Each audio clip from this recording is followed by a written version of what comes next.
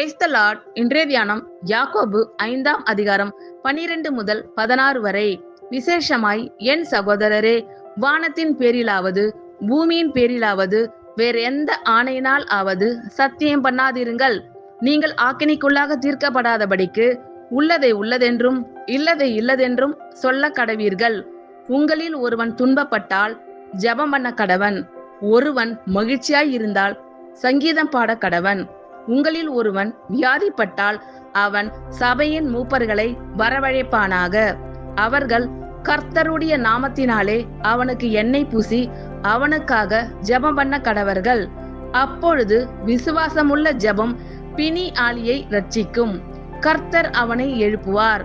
அவன் பாவம் செய்தவன் ஆனால் அது அவனுக்கு மன்னிக்கப்படும். நீங்கள் சொஸ்தமடையும்படிக்கு உங்கள் குற்றங்களை ஒருவருக்கொருவர் அறிக்கையிட்டு ஒருவருக்காக ஒருவர் ஜெபம் பண்ணுங்கள். நீதிமான் செய்யும் ஊக்கமான வேண்டுதல் மிகவும் பலன் உள்ளதாய் இருக்கிறது. ஆமேன். கர்த்தர் உங்கள் அனைவரையும் ஆசீர்வதிப்பாராக. God bless you all.